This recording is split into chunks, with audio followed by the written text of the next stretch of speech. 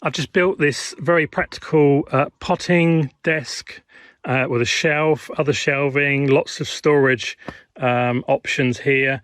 And if you're interested how to build this yourself, then stick around and watch the rest of the video. Welcome back, friends. Welcome back to the homestead. I'm in the passive solar greenhouse.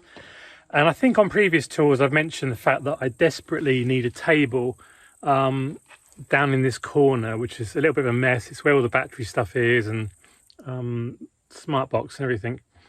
The trouble is I only get time really in the autumn to build stuff, so really I'm building stuff for the next year. But anyway, in this video I'm going to build a nice table for this corner, maybe a bit of a potting table, sort of a universal table, something that I can do stuff on.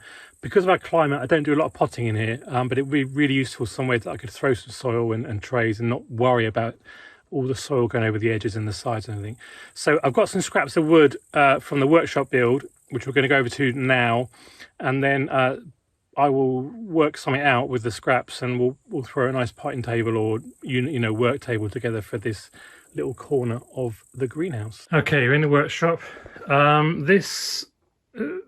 If you've not watched the workshop build video, and A, go back and watch it, I'll put a link up here, but B, I used different grades of plywood to make the carcasses, and this was the bit that was left over. It's the only piece that was left over, a decent big piece, and then there's a few scraps as well, which might make nice edging and stuff. We'll see what's what. There's some nicer grade ply there and a few other small offcuts.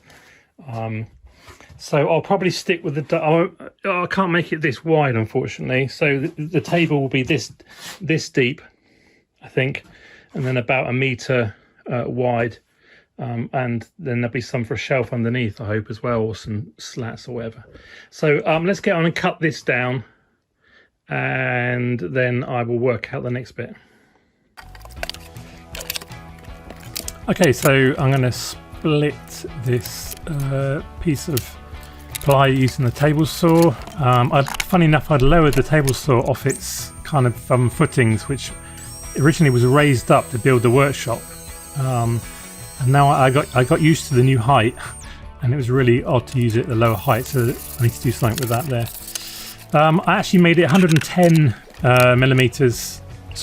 centimeters wide in the end, and you can see my bits were not quite wide enough, but actually gave me an idea, which you'll see at the end. So I'm just going to shape the corners, use a washer as a template, and then I'll whack it onto the sander just to smooth it off. And then I'm working in the evening here. I'm just going to glue it up and clamp it up, and then in the next day I will nail it, although I put a couple of nails in the ends here, but just to and then so I'll leave it to set overnight, and then I'll come back in the morning to do all the nailing.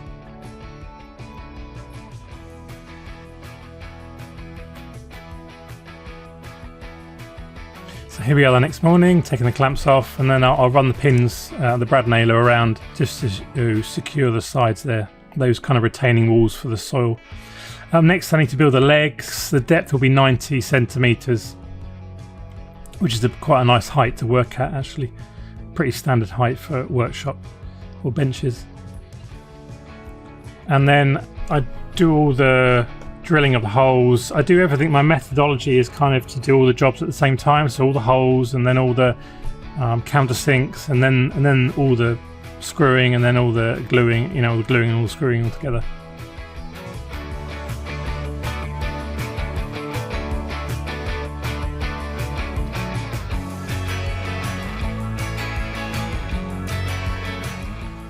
Okay, so the main bit of the table is now done, as you can see, and I've flipped it up on so it's upright. What I need to do now is put in some put in the shelf basically. So we'll put in some side bars here. I've got a piece of 45 by 45 left over from some other project. I can't remember what that was used for, but anyway, and all this timber, this and this, was originally bought to build the workshop out, and then I did it a different way by doing the carcasses from plywood. So I've got a lot of this timber left over. Yeah, and then we'll put the slats across. The shelf needs to be a certain height to, if you remember in the greenhouse, the battery is here and the charging station and all that kind of stuff. So that needs to be a minimum height for that to sit under. Maybe at a later date, I'll build that into this table. But for now, that's one step too much. But we'll get it fitted and then we'll see how it works. So it's got to be minimum sort of 45, 50 centimeters depth for that to allow that to come under, which gives us still plenty of room above for a nice shelf for putting stuff on and out of the way. So that's what you see next, is me building this shelf, and we'll go from there. By the way, this is the first project that I've built using the new workshop. This was finished in the end of winter, and the tools have been fitted out slowly, but having all this desktop space to put stuff on and it not be lost or out of the way or on the floor is luxurious compared to what I'm used to. I'm really loving building something in the new workshop at last. Just doing these side rails now, which will hold the slats. Just put them through with single screw and some glue, obviously. That will hold them well.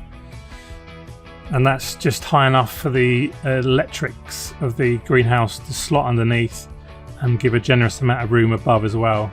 And then I'll cut the slats from a piece of 1x8, I think. I'm using old language there, but it's 150 by 25. And now I need to cut out the end slats to fit around the legs, which I use the jigsaw for.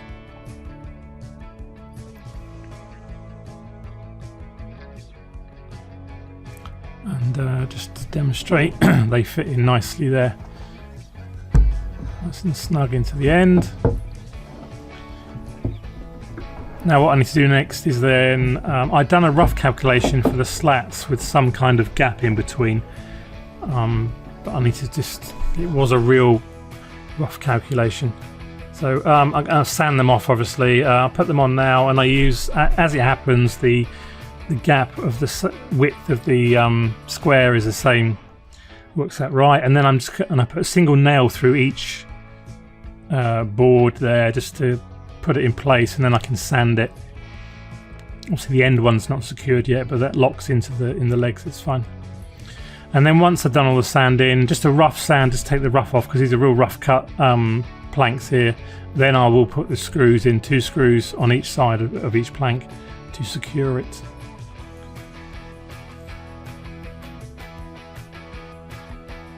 So just awkwardly take the table down onto the workshop floor now, so I can work on the top, and I've decided I'm going to fit a shelf onto the back of it. But before that, I'm drilling a couple of holes using these Forstner bits. These Forstner bits are really great, much better than the flat drill bits that you use. I will reveal at the end what these holes are for, so stick around to the end. But when I was thinking about this overhang, this is what the idea that popped into my head. So it was no great loss that the bits weren't the right size. Not the drill bits, I mean the side bits.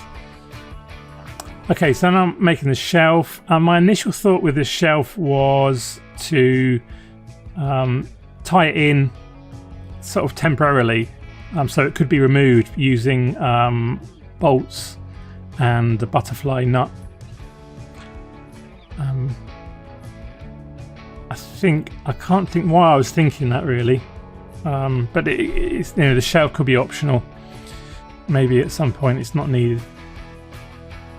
I was careful to drill it from both sides to make sure there was no blowout, and do a nice job with this table.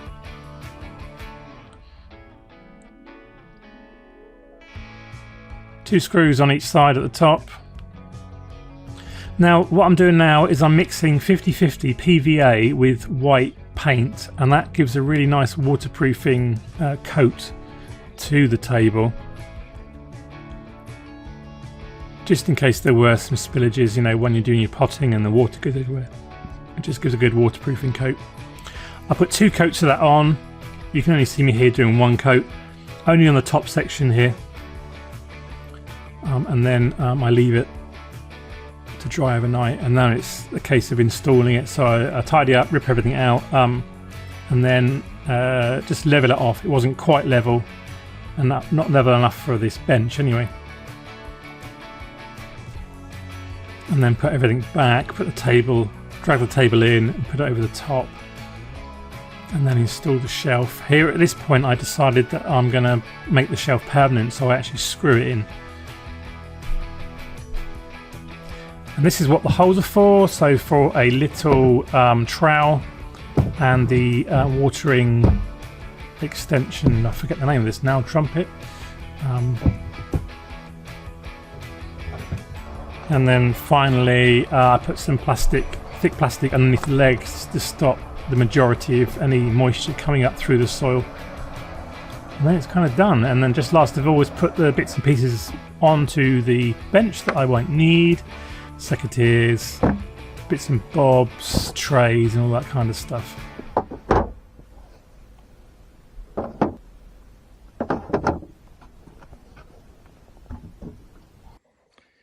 Well, there we are, all finished, and I'm really pleased with this actually. And the shelf, I decided in the end to hard fix the shelf, but I did demonstrate how you could make it optional if you want to with the butterfly bolts, but I'm not going to take it off, so I will just screw it in permanently. Room options for more tools along here to hang. Shelving racks, perfect. Obviously watering cans and a rubbish bin underneath, and other stuff that you could stow away, compost we could put under there. I could do some storage racks here, I suppose, to add to that, but it works fine as it is. So yeah, and I've got some very, very late seedlings here, some corn salad, which will survive the winter, but we'll see. Yeah, there we are. So I hope you found the video interesting. If you've got any comments, questions, then do leave them below in the comment section. Happy to answer them. Maybe if you're interested in plans, I could do something to sort that out, but it was effectively from scrap, or certainly the top half from scrap materials I had. Yeah. Well, thanks for watching. If you liked it at any moment, do give us a thumbs up. Appreciate that. And do subscribe if you're not already subscribed. We've got lots of other things and videos coming up throughout the winter and into next year. So I'll just say bye-bye for now.